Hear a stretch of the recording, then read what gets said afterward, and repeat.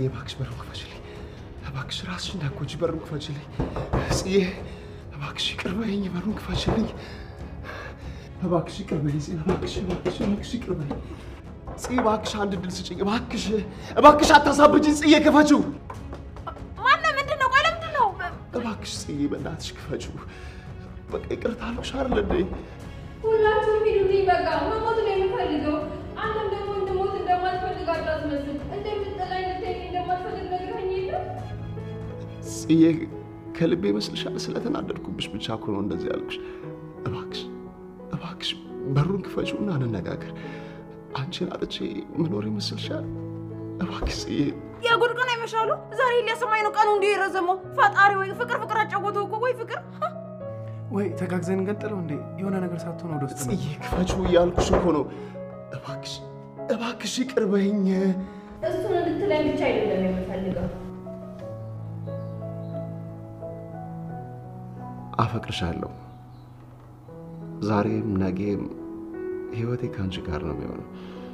እንኳን አጥቼሽ አይደለም ከጎኔ ያለሽ በየሰከንዱ ደህና መሆንሽ ደስተኛ መሆንሽ ማረጋገጥ ግዴታዬ።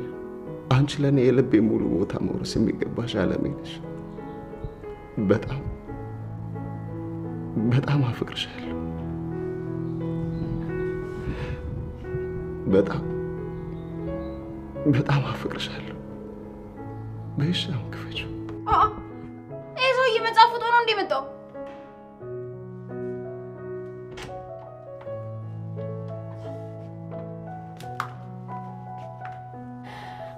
ቆይ ታዲያ ለምን ይሄንን ቃልን አጠፍክ? ምርጫ አልሰጠሽኝም። ሐረግ ድራማ ላይ ዛሬ ቤዛ አንድ ታሪክ ሰርታለች። እሷም ጽዮንና ቢኒን አስታርቃለች ማለት ነው። ጽዮን ልትሞት ነው ድረስልኝ ብላ ለዳጊ ደውላ ዳጊም ለአጎቱ ተናግሮ እነሱ ተመካክሮ ያደረጉት ነገር ነው። እሱም እየሮጠ መጣ። ጽዮን እንግዲህ ልትሞት ሳይሆን አውቆ ነው እንደዚህ ልታስታርቅ የፈለገችው። ወይዘሮ ሉሊትም ደግሞ የናታን ክፍል ገብታ ቁልፍ እየፈለገች ነው። ቁልፉስ ለምንድን ነው ብላችሁ ታስባላችሁ? የት እንዳደረገ የሱን ክላስ ቁልፍ እየፈለገች ነበረ። ቁልፉንም ልታገኝ አልቻለችም። ፈልጋ ስታጣ እንግዲህ ከበቱን ሁሉ ከፋፍታ ቁልፉን አታለች። የት እንደደበቀ ማለት ነው። እንግዲህ ቤዛም አንድ ፍቅረኛ ይዛለች። ፍቅረኛውም የሆነ ፖሊስ እጅ የገባ የፍቅረኛ የቤዛ ጓደኛ ፎቶ አለው። እሱስ ፖሊሶቹ ለምን ተጠራጥሮ ይመስላችኋል? ወይስ እነ ቤዛ ጋር መጥቶ የሆነ ተንኮል ልሰራ ብላችሁ ታስባላችሁ? ከቤዛ ጋራ በፊት ይተዋወቁ ነበረ። ቤዛም ይሄ ልጅ ቤዛም በጣም ያፈቅራት ነበረ። ቤዛ ግን አላወቀችምና አብሮ ወክ ይወጣሉ። ወክ ሲወጡ ካንቴ ጋራ ፋሚሊ መሆን እፈልጋለሁ ደስ ይለኛል ብላ ትጠይቃለች። እሱም ስላወቃት በጣም ደስ ብሎት ስላወቅኩሽ በጣም ደስ ብሎኛል ይላል። ቤዛም ይሄ ልጅ ቤዛን ወዷታል። ቤዛ ግን አላወቀችም። ቤዛ የቀረበችው እንደ ወንድሙ ነበር የቀረበችው ማለት ነው። እንግዲህ እሱ በፊትም ፎቶ ስላለ ከቤዛ ጋራ ቤዛን በጣም ያፈቅራል።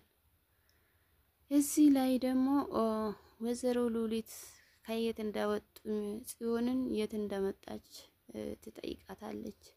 ጽዮንና ወይዘሮ ሉሊትን አይስማሙም ነበረ።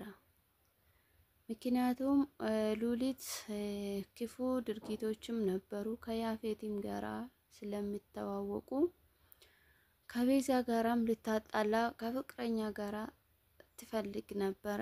እሷ የፈልጋትም እንጂ እሷ የምትፈነቅለው ድንጋይ የለም ብላ ከዚህ በፊት ቪዲዮ ላይ ተናግራ ነበረ። አሁን ግን አለቃው ደውሎ ናታን እንድትከታተል ነበረ።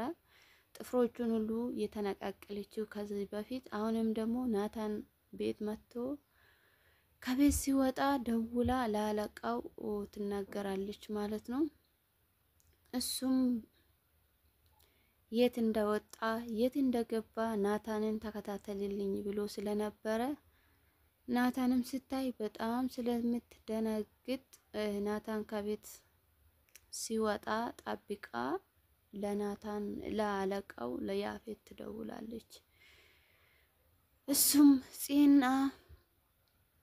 ጽዮን ወክ ለማድረግ ወጥቶ ነበረ። ናታን ወደ ቤት ሲገቡ አላያችሁም የት ሄዳችሁ ነበረ ብሎ ሉሊት ግን እነሱን ለማጣላት ማትፈነቅነው ድንጋይ የለም።